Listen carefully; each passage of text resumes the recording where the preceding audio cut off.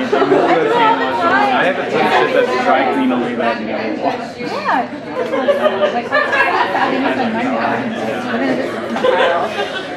All right, ladies and gentlemen, welcome to the second ever Kelly Anneken Live Variety Hour. Everyone who got here early, I'm really sorry. That's all I'm gonna say. All right, Michelle, let's hit it.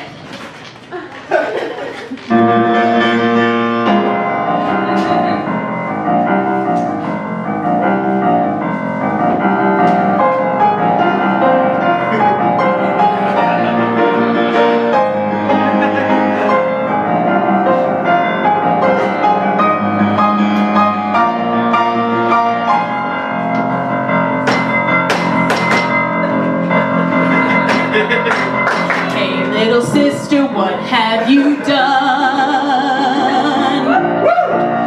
Hey little sister, you're the only one. Hey little sister, who's your Superman? Hey little sister, who's the one you want? Hey little sister, shotgun. It's a nice day to start again. It's a nice day for a white wedding. It's a nice day to start again.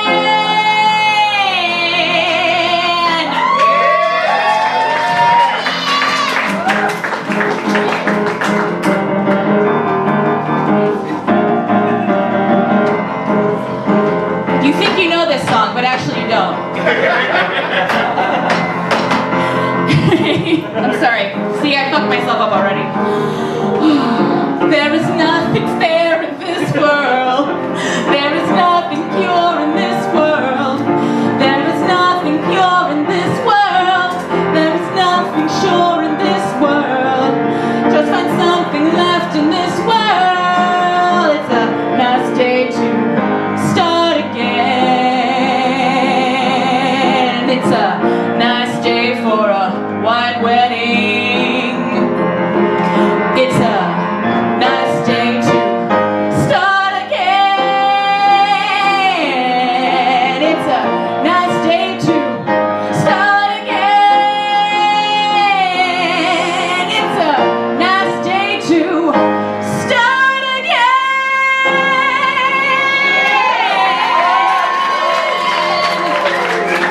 Thank you. Thank you so much, guys. Welcome. Okay. That was just the teaser. This is the real show. 3 hours of Shakespeare. You're in it now. You can't leave. Yeah, welcome to Kelly Anneken's Lack of Variety Hour, the show that's mostly me. Give it up for my amazing accompanist, Michelle Alexander, Tickle the Ivories.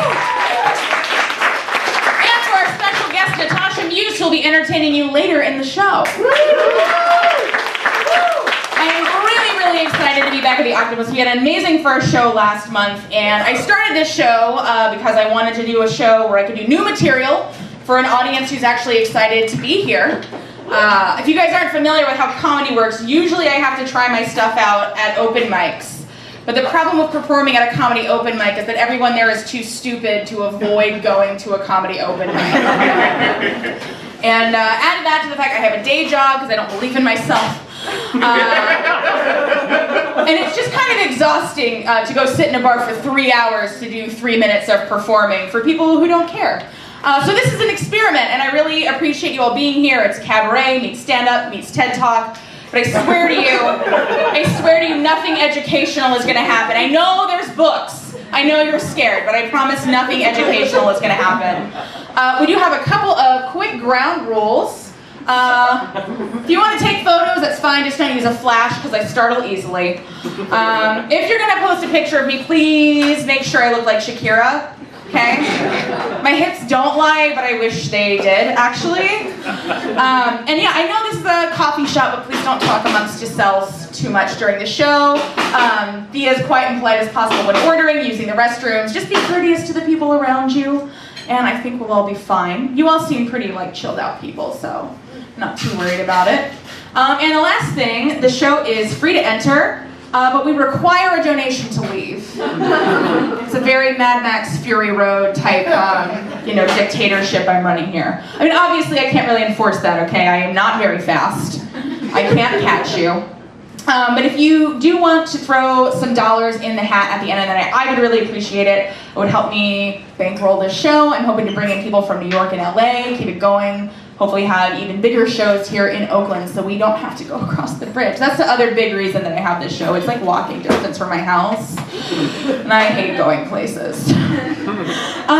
So here we are. Almost everything that you're seeing tonight is new jokes. I am about 80% new jokes. I'm about 60% sure what they are. I hope you like it. Hopefully none of it makes you mad, but this is a comedy show. If nobody was pissed off, this would just be a book club. So since it is new, please forgive my visual aid.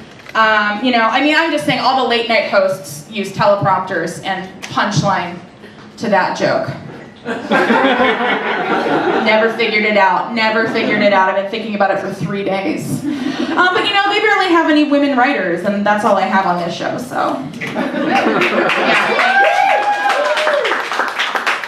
Okay. Oh yeah, my social media stuff is on there if you want to follow me on Instagram. I don't actually post anything on Instagram, but I do have like 230 followers. So I am just seeing how many followers I can get. If I get to 1,000, I'm gonna post a picture. That's what I'm gonna do. And then Twitter, I post all the time. Like trying to develop an audience is so annoying, right? It's like a Tupperware party. You have to be like, oh, come to my show. Oh, did you like my show? Please bring more friends to my show. You get this sippy cup if you come. It's filled with wine. Okay. So the theme for tonight is marriage and weddings, and I'm going to be applying that loosely throughout the show, so keep an eye out for me being kind of lazy. It's called Marriage and Weddings because that's the name of the Google Doc that I filed all these jokes under. So we'll bring in, the synergy to this show. It's also my anniversary on Wednesday, so I know.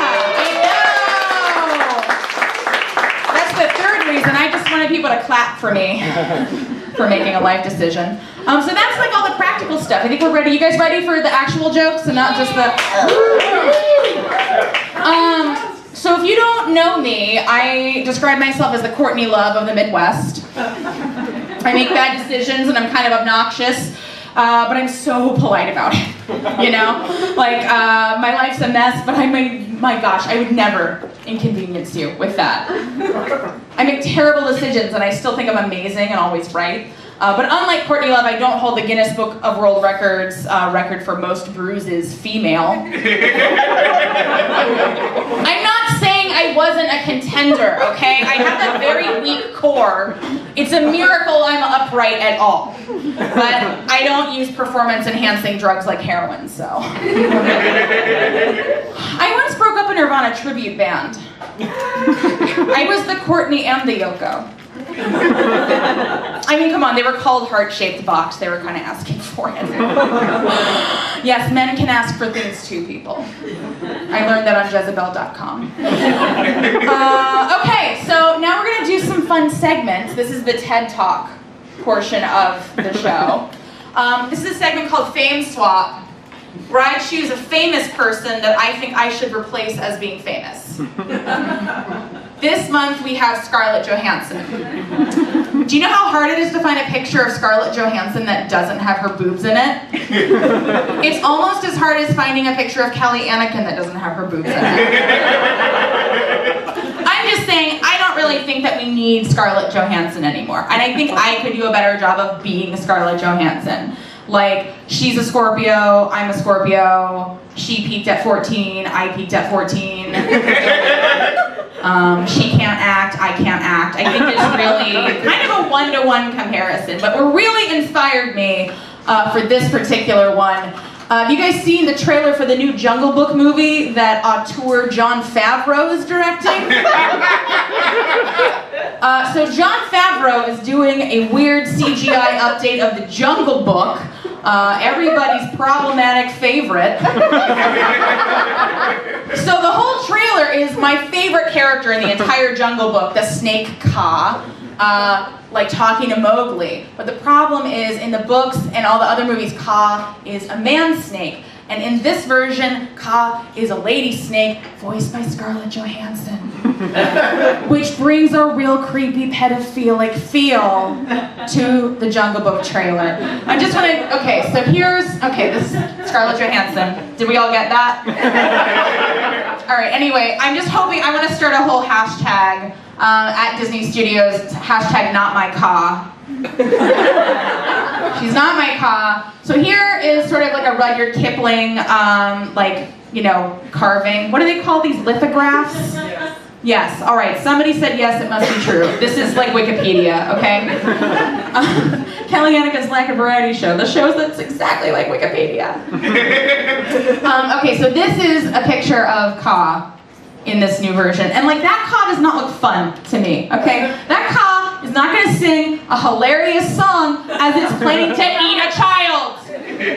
I don't think she's qualified for the role, so I think I should replace her in this role and in life, if for no other reason than my initial spell Ka, okay? I've always felt a special kinship. All right, so let's just all remember, at Disney Studios, hashtag not my Ka. Thank you. Yeah, QED. Okay, we now have a segment called 4-Minute Movie. Do we? What happened? Oh no, first we have a song! I apologize, I wrote this down wrong. Okay, so when I asked Michelle, give it up for Michelle one more time. When I asked Michelle to do this, she said, okay, but only if we sing a song from Hair at every show. And I said, Michelle, I know you're joking, but we're really gonna do that. So I'm gonna sing the contractually obligated performance of a song from Hair, the tribal American love rock musical. Okay, so everybody just sit back, relax, flow downstream. All right, that was a John Lennon joke. Oh, I believe in love, I believe in love, oh, I believe in love, I do believe in love, I believe that now's the time for all good men to believe in love, I believe that now's the time for all good men to come to the aid of my country. Sweet land of liberty, God save. I believe in love, oh, I believe in love, I believe in love, don't you believe in love? I believe that now is the time for all good men to come to the aid of love. I believe in love.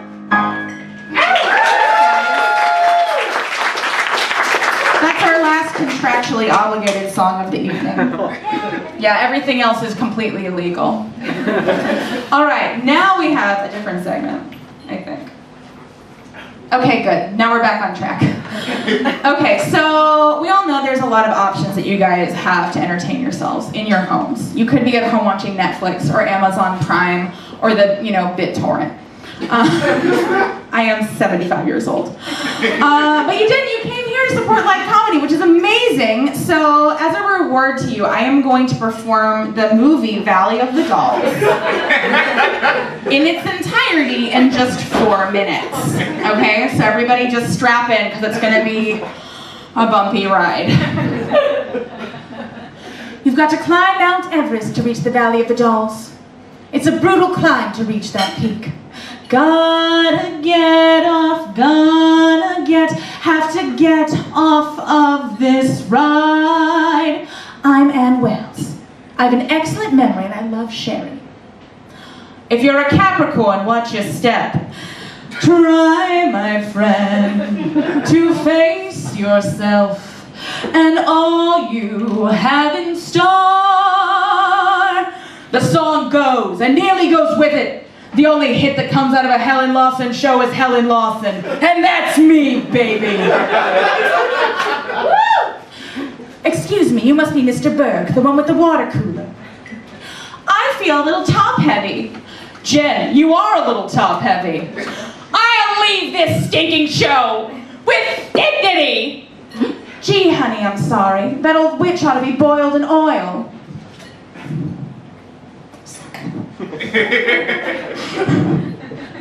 There's Jennifer and one of her rich boyfriends. Come live with me and be my love, if only for a day. Mother, I know I haven't got any talent, and I know all I have is a body. And yes, I am doing my bust exercises. I'll plant my own tree, and I'll make it grow. I'll bet I'm the only showgirl who's ever been inside the Statue of Liberty. You think I could sleep with you here in this house? She's changed, Jen. She wakes up at 5:30 in the morning, still punchy from last night's sleeping pills. So she takes a red pill to pep herself up, and at midnight she's still flying. I wouldn't worry too much about that. You know how bitchy fags can be. He's gay, it's fine. When will I learn? How will I learn what is real? French subtitles over a bare bottom doesn't necessarily make it art. When a man says he won't do a lousy scene, it's called integrity. When a woman says the same thing, she's temperamental. Every day I gotta wake up at 5 in the morning and sparkle, Neely, sparkle! Have you heard from Jennifer? Yeah. She called me 6 months ago. She wanted to know if she could get an abortion. I am a big star. I tell myself that, Annie, but I don't feel it. I need a man to hold me. How dare you contaminate my pool? That little hole makes me feel 9 feet tall. And I am not nutty, I am just hooked on dolls. Tomorrow they have to perform a mastectomy. All I've ever had is a body, and now I won't even have that. And honey, let's face it, all I know how to do is take off my clothes. I've already turned down the role you're playing. Well, Broadway doesn't go for booze and dope. I'm a barracuda. I don't need pills like Neely. I licked pills, booze, and the funny farm. I don't need anybody or anything. The whole world loves me. Oh, God. God. God? I'm Neely! Neely O'Hara! Oh, Neely! For so many years I've prayed this day would come. Now that it has, I don't feel a thing. Gotta be here, gotta be, have to be where I belong. Now that I know, came to know, had to know where I went wrong. And scene. Thank you. It was Valley of the Dolls, a Paramount picture. I did it better than they did in only 4 minutes. Okay, so now we have another section called Manifesto Destiny. You guys familiar with The Secret? Yeah. So as far as I can tell, The Secret is just saying what you want as loudly as possible, as often as possible, until somebody gives it to you to shut you up. So, I have 2 dream jobs. This is only my 3rd dream job, okay? The first 2 are totally different. The first one, I would like to name nail polish colors. And since it's a wedding themed show, I have a line of nail polishes for your consideration if anybody has contacts and big nail polish. I am gonna just present these, let them know, give them my vitals, let them know. So the first one is called RSV Pink. Sorry, Michelle's got a little moon music. Like a Virgin. Champagne Toast Crunch. You can totally wear it again. least, cash bar. And that's Matrimonials, the Kelly Anneken original. Thank you. I don't know how to make nail polish, but I do know how to name nail polish.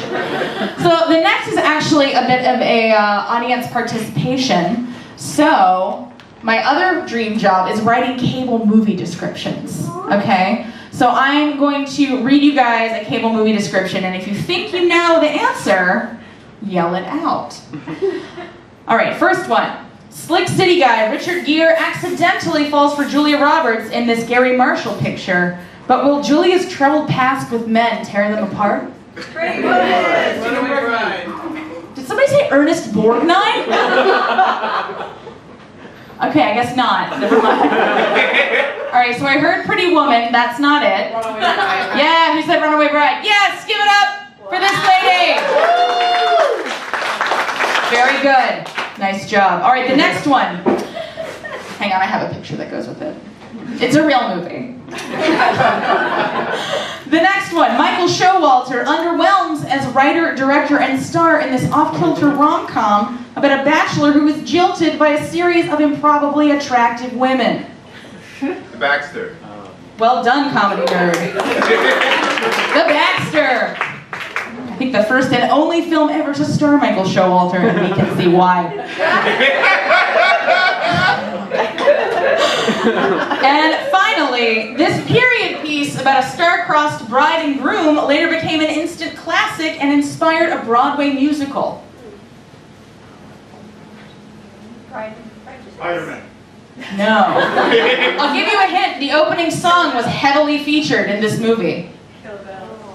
No. Lion King? No, the correct answer is The Wedding Singer. All right, so we just had the more you know moment. That's exciting. Oh wait, no we didn't. I promised nothing educational. Okay. I think, is that all my business? That's all my business. Okay, now it's time for jokes. Who's ready for jokes? All right, so this is the headlining set that I do in the middle of the show. Because this show is all about being quirky and fun. Yeah, so I'm going to talk about three things. I'm going to talk about weddings I have shit-talked, my marriage, and my wedding. So let's get started. Now I have to say that when marriage equality finally happened, I was so excited because all I've been hearing all my life, yeah, we can clap for that. Yeah, absolutely. But I was clapping because my whole life I'd been hearing from my conservative relatives that gay marriage is just going to destroy marriage. So I was like, finally, now that gay people can get married, I won't ever have to go to another wedding. I was so excited. So maybe soon that'll happen. It hasn't happened yet. I've been pretty successful in my adult life in not developing relationships close enough with people where they invite me to their wedding. Like when I feel things starting to get deep, I'm like, oh, why are your toes so wrinkly? And that usually gets me cut, you know. I'm not even on the alternates list if somebody RSVPs, no. And it's like, in part, I think it's because I've already had my own wedding, you know? And to me, weddings are like blood sport. If I've already done it, I don't want to watch it again. Like there's just too many flashbacks. I can't handle it. And you can tell actually that I really like you if I just don't go to your wedding.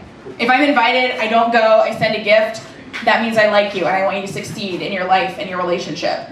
Because a lot of times if I go to your wedding, I'm going to hate tweet it on Twitter at the fountain. Hashtag Ohio wedding, hashtag LA wedding. It's true, it happened. You can read about it. But let's talk about weddings just from a practical perspective. The most important thing, your buffet needs to flow. If your buffet doesn't have any flow, it's just a Whole Foods hot bar. Unless it's a wedding on a budget, then we're talking Golden Corral, okay? It's no good for anybody. Nobody wants that. And secondly, weddings with no alcohol. Right? That marriage is never gonna last. I don't even need a thank you card for my gift. Your open bar is thanks enough, okay? Like, that's what I go to weddings for. If the words dry reception come up at any point in your planning process, just elope. Don't do that to your loved ones and your adjacent friends. Because, like, it's bad enough if you ask people who are related to you by blood to sit through a family event with no alcohol, but I'm not talking to Great Aunt Gladys, like, without the benefit of some liquid lubrication, you know what I'm saying? Like, oh yeah, Aunt Gladys, oh my god, it was in both lungs? That's terrible. Get me out of here! No, and in my family, my family has had some dry weddings. I have some Southern Baptist relatives, and my uncles just set up a tailgate in the parking lot. They were just like, we reject you, Satan, and all your evil works, and this dry wedding. I think the most important thing, I'm gonna say the most important thing a bunch of times because I haven't, like, worked this out. Always be shoving food in people's faces, okay? Be having canapes during the reception because eating people are not cranky, bored people who will shit talk your wedding on Twitter for future generations and possibly aliens to discover.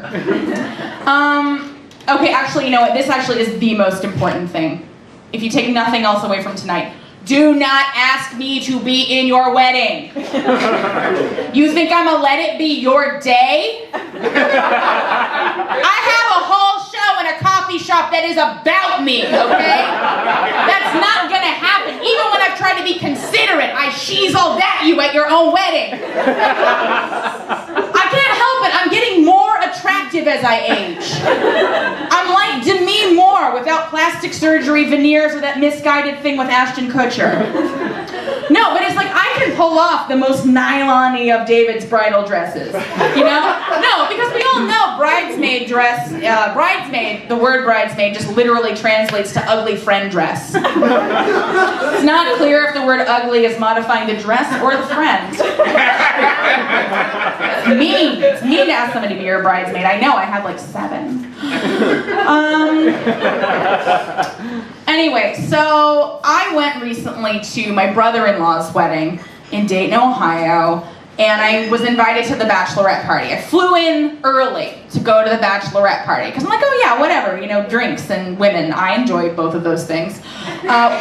It was a 3-leg bachelorette party. The first leg was a pure romance party, which in Ohio is what they call sex toy parties. That actually literally is a Tupperware party where some like lady who's like, I'm just trying to pay off my credit card debt, shows you a variety of sexual pleasure toys that probably are not FDA approved. Unclear how they react with non-water-based lubricants. Or water-based lubricants for that matter. Anyway, I digress. I was like, I'm not gonna go to that. I live in the Bay Area. It's a sex toy party every day.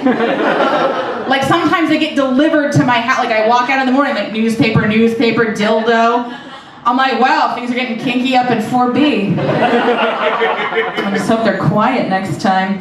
So they wanted me to do that. Then we were going to like ride go-karts, and like all the girls in this wedding were like mega Catholic. Do you guys know mega Catholic people who like actually take being a virgin until marriage seriously? No, you don't, because I was with all of them in go-karts.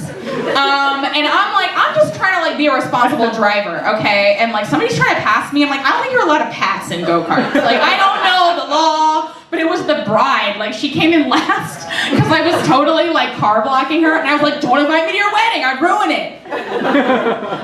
Then the final leg, we went to the most depressing casino I've ever seen. Just slot machines as far as the eye could see, and just constant commercials for that one Reese Witherspoon movie that came out earlier this year where she's like a policeman or something. And I was like, why are you telling me this? I don't want to be here, much less go see a Reese Witherspoon movie. We all know she gave up after she won the Oscar. Anyway, that was traumatic. And then the next day I had to get up at the crack of dawn and get my hair did in a Walmart.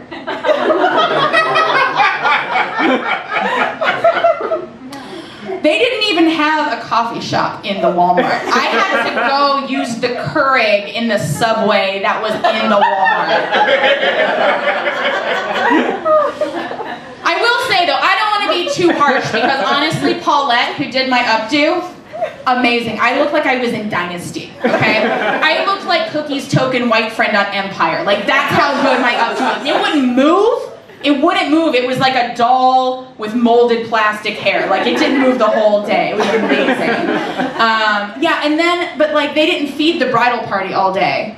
Like, there was no food. And we had to go take pictures like 17 different places. Have you guys been in that wedding? We were like, let's go get our pictures taken like where we met. And like, the first time we had a pregnancy scare. Oh my God, remember that time that I puked in those bushes? Let's go take a picture with those bushes. That was actually where the pregnancy scare was. No, so like, they didn't feed us. They didn't feed us. Me and my husband are fucking livid. We were like, you know, we had appetizers right after our wedding.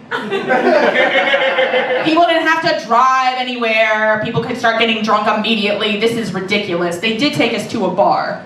But then we went to the reception. I'm like, as long as I have a wedding cake, it's gonna be fine. As long as there's a wedding cake, a legit ass wedding cake, I'm gonna be fine. Y'all, they had cupcakes. Not fancy Magnolia Bakery cupcakes.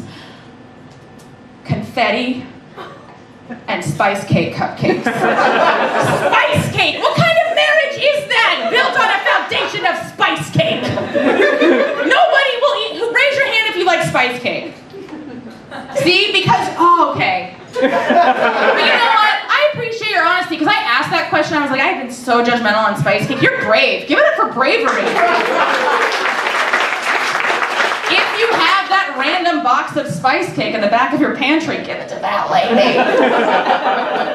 Anyway, it was so insanely bad. So that's the most recent wedding that I shit talked. There's a wedding I didn't go to. My cousin, who works in the oil industry, and once said that she destroys the environment for a living and she loves it. She wasn't being ironic, she's a young Republican. Anyway, so I was like, maybe we should like buy her like some fluffy bath towels. And then just like pour oil all over them and just ship it. And I want to so bad, guys. Someday I want to do it, but I don't have that kind of balls yet. I'm just not ready. You should do it. I should do it? Okay. Well, let's have a party after this and we'll go. Did it do the thing? Hey, Mike. Thanks, Mike. Technical difficulty. Anyway, so now let's move on to my marriage. Yeah! Things are gonna get boring. I'll start by saying I'm pretty sure every decision that I've ever made has been wrong. Except for marrying my husband. It's the only good thing I've ever done in my life. No, and people ask me, they're like, what's the secret to your relationship? And I tell them, we fuck other people. We're not going to talk about that tonight, I'm sorry. That will be a future show unto itself. Secret marketing. Embedded in the jokes. I used to be a manic pixie dream girl. I did, but then I got married, you know? You can't be a manic pixie dream girl when you're somebody's wife. I mean, God knows I try. God knows I try. I have a show in a bookstore/cafe that is absolutely all about me. That's the most manic pixie dream girl thing I've ever heard of. So stick that in your pipe and smoke it, Zooey Deschanel or Greta Gerwig or whoever the go-to MPDG is right now. I don't keep up with current events because I only watch black and white movies because I'm so quirky. Marriage is like playing the stock market with somebody else's life. Anything that you say or do can and will possibly increase or decrease their value. There's a lot of variables in there, and I'm very bad at math. Here we go. Yeah, and you know, you may or may not lose a lot of the other person's money trying to finance your stupid dreams. Like, that's the risk that you take in any marriage, I think. And I mean, I have to give it up for my husband. He bought low and chose never to sell. But being married is great. You can just lick someone. Forever, you can just lick a person with no provocation and they can't do anything to you because divorce is real expensive. And there's a lot of paperwork involved. Although if the person really likes getting licked, they might just want a dog instead. Being in love with your spouse is actually kind of annoying. I can't say that I recommend it if you are now or are planning ever to be ambitious. Because it's always just like, oh, I love you so much. I don't want to achieve things. Let's just sit in our underwear watching Kendra on Top all day. The best thing about having a life partner is making fun of people who try hard. I.e. other people's weddings that we get invited to. You can just be a dick about everybody you know because you cannot be compelled to testify against each other. Not in the people's court, not in the real court, not on a tennis court. It's illegal. A spouse is someone who always lets you win, I think, is a good definition. That might just be my marriage. But my marriage really is kind of boring. It's just like the sound of two people vehemently agreeing with each other all the time. I mean, you know, fuck love. I think I agree with you is actually the most romantic thing anybody can say. I have loved people that I have violently disagreed with, and it was way too much excitement, honestly. It was always like, are we mad? Can we have sex if we're mad? What is the point of this? One time we missed a pizza delivery because we were agreeing so loudly with each other about how gay Tom Cruise is. We were yelling so loud. This was the Katie Holmes like couch jumping scenario. And the guy, I guess we called the pizza place and they're like, oh yeah, he thought a domestic disturbance was in progress. So they sent the same guy back. And we had to get the pizza knowing that he thought we were beating the shit out of each other and screaming when in fact we just thought that Tom Cruise was having a sham relationship. I will say one thing about being able to have sex with other people. The nice thing about being able to have sex with other people is that you really don't have to have sex with anybody. If that makes sense. It's like a lot of married people get really insecure if somebody else like tries to bang their person. Or like they think they might. I'm like, that must be exhausting. Because like honestly, no, it must be like if you just think people are trying to fuck you all the time, like I don't have that kind of time.